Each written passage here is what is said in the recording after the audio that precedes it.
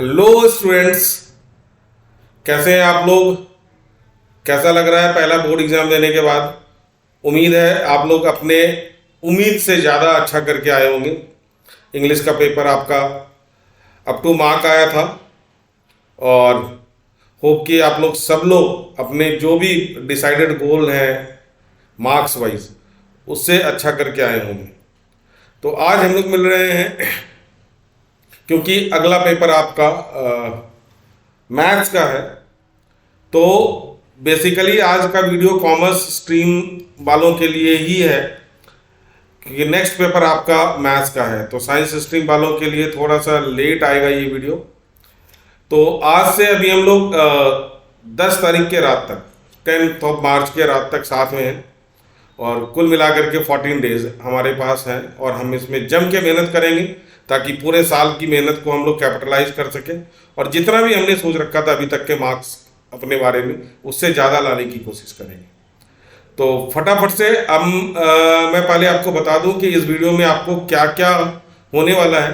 तो सबसे पहले तो मैं 14 डेज के लिए मैं आपका डेली बेसिस पे एक दिन का टारगेट सेट करूंगा और उसको कंप्लीट करने के लिए किन किन चीज़ों की ज़रूरत है, क्या क्या टॉपिक पे हम फोकस करने वाले हैं, इवन क्वेश्चन तक भी अगर जहाँ तक पॉसिबल हो सकेगा मैं इंपॉर्टेंट मार्क करके दूंगा। कम से कम उन क्वेश्चंस को आप लोग स्किप नहीं करेंगे, कम से कम इतना करके जाएं, आप अपने टारगेट को जरूर अचीव करेंगे और उम्मीद है उससे ज़्यादा का अच्छा करके आएंगे। तो टाइम हम लोग वेस्ट बिल्कुल नहीं करना चाह रहे हैं। और सबसे पहले मैं बता दूं कि आज का पहले दिन का टास्क आपके लिए जो है वो हमारा सबसे फेवरेट टॉपिक जो रहेगा वो 3D ज्योमेट्री रहेगा। इसके कारण है क्योंकि सबसे पहला कारण इसका क्या है, ये 10 मार्क्स कैरी करता है आपके लिए। और दूसरी बड़ी चीज़ ये है कि ये उन बच्चों का भी सबसे पहला टॉपिक होना चाहिए जिन बच्चों को कैलकुलस में थोड़ा सा ट्रिग्नोमेट्री के कारण प्रॉब्लम हो रही, डिफरेंशिएशन इंटीग्रेशन उतना अप टू मार्क नहीं है, तो वो इस टॉपिक के लिए जा सकते हैं। इस टॉपिक में आपके लिए प्लेन इंक्लूडेड नहीं है जिसके कारण आपका 3D वैसे ही 70% के स्ट्रेंथ के ऊपर आ गया। तो प्लेन नहीं होने का मतलब ये नहीं है कि ये बहुत ही सिंपल हो जाएगा। तो सीबीएसई कुछ ना कुछ तो जो है आपके लिए सोच रखा है इसके अंदर कि 10 मार्क्स इतनी आसानी से नहीं लाने देगा, बट फिर भी आप लोग सब के सब इसमें स्कोर कर सकते हैं। तो हम लोग शुरू करते हैं डे 1 का पहला टारगेट कि 3D में कहाँ से शुरू करें और कैसे कैसे आगे बढ़े। तो सबसे पहला टॉपिक नंबर 1 आपका बेसिक। बेसिक में आपका क्या क्या हो सकता है, सबसे पहले तो फॉर्मूला ऑफ स्ट्रेट लाइन। तो ध्यान रहे, है ना, फॉर्मूला ऑफ स्ट्रेट लाइन। तो हम लोग जो भी फॉर्मूला करेंगे वो वेक्टर प्लस कार्टेशियन फॉर्म दोनों ही हमारा फॉर्मूला ग्रिप में होना चाहिए। और फॉर्मूले को ग्रिप में लाने के लिए आप एक्सरसाइज 11.2 का क्वेश्चन नंबर 4 to 8 कर सकते हैं जिससे आपका फॉर्मूले की प्रैक्टिस हो सकती है ना। तो फॉर्मूले की प्रैक्टिस के लिए दोनों ही फॉर्म के फॉर्मूले इससे आपके प्रैक्टिस हो जाएंगे। तो प्रैक्टिस फॉर्मूला के लिए आपका क्वेश्चन नंबर 4 to 8 रेकमेंडेड है। अच्छा, उसके बाद दूसरा टॉपिक आता है हमारा एंगल बिटवीन टू लाइंस। तो आपका इसमें फॉर्मूला सबसे पहले तो आपको पता होगा कि cos theta is equal to b1 dot b2 vector upon mod of b1 mod of b2 vector, है ना, mod of b1 mod of b2 vector. ये आपका एंगल का फॉर्मूला है। तो इसके लिए आपको क्वेश्चन नंबर 9, 10, 11 एंड 12 ये 4 क्वेश्चन में आपकी फॉर्मूले की प्रैक्टिस हो जाएगी एंगल बिटवीन टू लाइंस की। तो इसमें आपको ज़्यादा दिक्कत नहीं होगी, लेकिन ध्यान से देखना कि आप क्वेश्चन नंबर 12 जिसमें आपको मिलेगा कि P की वैल्यू फाइंड करनी है, फाइंड वैल्यू ऑफ P की वैल्यू फाइंड करनी है। आपको दे रखा है कि दो लाइंस आपस में परपेंडिकुलर हैं। तो ये मैं इसलिए क्वेश्चन रिकमेंड कर रहा हूं क्योंकि इसमें आपको स्टैंडर्ड फॉर्म ऑफ लाइन जो कार्टेशियन फॉर्म है x minus x1 upon x2 is equal to y minus y1 upon y2 is equal to z minus z1 upon z2। तो इसमें जो हमारा डायरेक्शन रेशियो निकलता है x2, y2 और z2, इसके लिए हमारा ये स्टैंडर्ड फॉर्म में होना जरूरी है। तो इस क्वेश्चन में आपको पता होगा कि स्टैंडर्ड फॉर्म में कैसे लेकर के आते हैं। ठीक है, तो ये क्वेश्चन आपको बहुत ध्यान से करना है, that is question number 12 of NCERT. अब इसके बाद हम लोग आते हैं इसके लास्ट टॉपिक पे, जो कि है हमारा शॉर्टेस्ट डिस्टेंस। तो शॉर्टेस्ट डिस्टेंस तो हाई रेंज में है हमारा इस बार का, क्योंकि और कुछ कॉम्प्लिकेटेड फॉर्मूला है नहीं इसके लिए। तो फॉर्मूला अगर हो तो मैं वेक्टर फॉर्म लिख देता हूँ, छोटा सा फॉर्मूला है ये, a2 माइनस a1 डॉट है हमारा b1 क्रॉस b2, है ना, अपॉन में mod of b1 cross b2। और ये अगर नेगेटिव में आए तो उसका टेक केयर करने के लिए हमारा मॉड मौजूद है। तो इसके लिए रेकमेंडेड क्वेश्चन बताता हूँ और फिर इसका लूप होल में बताता हूँ आपका। तो इसका क्वेश्चन आपका जो है 13, 12, 13, 14, 15, 16 एंड 17 अगेन बी केयरफुल। तो ये क्वेश्चंस आपके हैं जो शॉर्टेस्ट डिस्टेंस का फॉर्मूला आपको प्रैक्टिस करा के देगा। अब इसमें से ध्यान देने वाली बात क्या है कि शॉर्टेस्ट डिस्टेंस में जो आपके पास लूप होल है सीबीएसई के पास, वो है शॉर्टेस्ट डिस्टेंस या डिस्टेंस, है ना, शॉर्टेस्ट डिस्टेंस कह लें और सिर्फ डिस्टेंस कह लें। सिर्फ डिस्टेंस का मतलब है कि ऑब्वियसली यहाँ पे शॉर्टेस्ट और लॉन्गेस्ट कुछ नहीं है, एक ही डिस्टेंस होगा, distance between two parallel lines.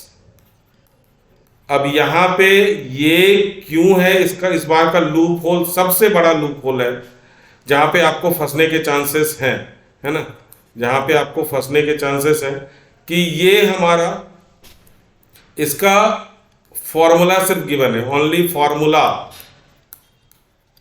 Is given in NCERT. तो एनसीईआरटी के अंदर सिर्फ इसके फॉर्मूले गिवन है, इसके क्वेश्चंस नहीं है। तो आप इसके क्वेश्चंस जरूर आप बाहर से कर लें, है ना। तो क्वेश्चन नहीं है इसका, तो आप इसका क्वेश्चन जो है अलग से कर लेंगे प्रैक्टिस बाहर से। No questions in NCERT, NCERT में इसका कोई क्वेश्चन नहीं है। तो आप इसके क्वेश्चन कोई प्रैक्टिस एनसीईआरटी से के बाहर की बुक से करें, सैम्पल पेपर वगैरह में आपका है। अच्छा, इसमें जो ध्यान देने वाली बात है, a plus a1 plus lambda, दूसरा लाइन होगा हमारा a2 प्लस लैम्डा होगा या म्यू होगा। अब यहाँ जो है हमारा, ये आप बहुत ध्यान से देख लेना, बी केयरफुल कि इन दोनों का डायरेक्शन रेशियो सेम होगा, क्योंकि क्वेश्चन में आपको कभी नहीं बोलेगा, ध्यान से देखना कि क्वेश्चन में आपको कहीं नहीं बोलेगा कि आप डिस्टेंस बिटवीन पैरेलल लाइंस निकालें। पैरेलल लाइंस आपको ढूंढने होंगे, क्योंकि direction ratio of parallel lines क्या होता है, आर सेम।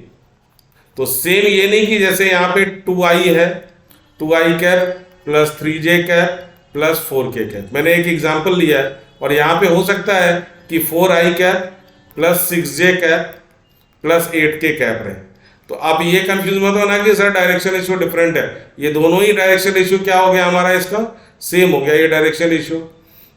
तो इस वजह से ये यहाँ पे cap plus 3j cap plus 4k cap, और यहाँ पे 4, 6 और 8 है, तो डायरेक्शन रेशियो क्या है इसका, सेम है। तो अब इसमें जो आप फॉर्मूला लगाएंगे वो डिस्टेंस का फॉर्मूला लगाएंगे, फॉर्मूला आपका a2 माइनस a1 वेक्टर तो सेम रहेगा। अच्छा, अभी हमने ऊपर लिखा था वहां पे क्रॉस, तो यहाँ पे क्या हो जाना, सॉरी डॉट, तो यहाँ पे क्या हो जाएगा, cross B vector. B vector इसलिए क्योंकि ये दोनों का डायरेक्शन रेशियो क्या है, सेम है, यहाँ पे b1 और b2 नहीं होगा, और यहाँ पे क्या होगा, बी वेक्टर का मोड। अब यहाँ पे ध्यान आप ये देंगे कि अगर आपने इन दोनों को क्रॉस कर दिया तो B1 क्रॉस B2 आपका 0 निकल के आएगा और आपको लगेगा कि इसके बीच का डिस्टेंस 0 है, जबकि ऐसा नहीं है। B1 क्रॉस B2 इसलिए 0 आ रहा है क्योंकि ये दोनों का डायरेक्शन रेशियो सेम है। तो ये चीज़ थोड़ा सा ध्यान देने वाली बात है, इस बार के पेपर के लिए ये इंपॉर्टेंट है क्योंकि 3D में और ज़्यादा कुछ कॉम्प्लिकेटेड नहीं है। तो ये हो गया आपका शॉर्टेस्ट डिस्टेंस की बात। एक आप एग्जाम्पल नंबर 29 है ना, एग्जाम्पल नंबर 29 जरूर करेंगे क्योंकि वहां पे है कि कोप्लेनर लाइंस। क्या है यहां पे? Coplanar lines. तो कोप्लेनर लाइंस के लिए क्या कंडीशन होता है? Shortest distance is equal to 0। तो ये वाला क्वेश्चन अच्छा क्वेश्चन बनता है आपका इस बार के लिए। और एक एग्जाम्पल नंबर 25। तो ये दो एग्जाम्पल बहुत बहुत बहुत जरूरी है। एग्जाम्पल नंबर 26 है, एग्जाम्पल नंबर 26, जिसमें कि cube diagonals of a cube है। इसमें मैं लिख देता हूँ, अगर एग्जाम्पल नंबर गलत हो गया होगा तो आप चेक कर लेना। डायगोनल्स, क्योंकि बुक अभी मैं लेकर के बैठा नहीं हूँ, डायगोनल्स ऑफ अ क्यूब। हाँ, ये एग्जाम्पल नंबर 26 ही होना चाहिए। Makes an angle alpha beta gamma and delta with आपस में एक लाइन है और डायगोनल ऑफ क्यूब जो है उनसे ये एंगल्स बना रहे हैं। तो ये वाला एग्जाम्पल आप जरूर देखेंगे अच्छी तरह से। क्वेश्चन रह गया इसका एनसीईआरटी का, क्वेश्चन रह गया इसका मिसलेनियस में आया। मिसलेनियस का क्वेश्चन नंबर 20। इसमें इस तरह का क्वेश्चन में क्या होगा कि आपका एक पॉइंट दे रखा होगा, पासिंग पॉइंट्स, जिस पॉइंट से लाइन पास कर रहा है, और लाइन इज परपेंडिकुलर टू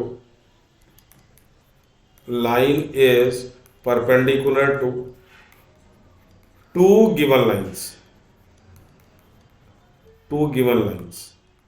और उन दोनों लाइंस के इक्वेशन दे रखे होंगे, चाहे वो वेक्टर में दे रखे हो या कार्टेशियन में दे रखे हो, है ना। तो अब ये जो गिवन लाइंस है, इन दोनों का आपको डायरेक्शन रेशियो क्या करना है, पकड़ लेना है। एक लाइन का डायरेक्शन रेशियो B1 है, अगर वेक्टर कार्टेशियन में तब भी आप यही ले लें, इसको B2 है, ठीक है। तो जो हमारा R is equal to A plus lambda B is the required equation, जिसका हमें इक्वेशन निकालना है ना, रिक्वायर्ड इक्वेशन, जिसमें A आपको ऑलरेडी A वेक्टर क्या है आपको गिवन है और B वेक्टर की तलाश है। तो B वेक्टर जो होगा वो इसके भी परपेंडिकुलर है और इसके भी परपेंडिकुलर है। तो B वेक्टर इन दोनों के परपेंडिकुलर है, तो B वेक्टर ऑब्वियसली कौन सा वेक्टर मिलेगा आपको? B1 cross B2। ये मैंने आपको हिंट दे दिया, बाकी आपने क्वेश्चन कर रखा होगा, आपको अच्छी तरह से ये क्वेश्चन आता होगा। तो ये क्वेश्चन भी आपका सबसे ज़्यादा लाइमलाइट में है इस बार का, हिट लिस्ट में है ये क्वेश्चन, आप इसको ऐसे समझ सकते हैं। This question is very very very very important. Example number 20 of NCERT miscellaneous. अब एनसीईआरटी इसका काम हमारा हो गया। अब हम लोग एनसीईआरटी से थोड़ा सा बाहर निकल करके जाते हैं, आउटसाइड एनसीईआरटी। दो टॉपिक बच्चों, दो टॉपिक, इतना अगर आप कर लेते हो तो आपके जो है लॉन्ग आंसर्स बिल्कुल सिक्योर हो जाएंगे। हो सकता है कि लॉन्ग आंसर्स में इनमें से कोई एक क्वेश्चन आ सकता है।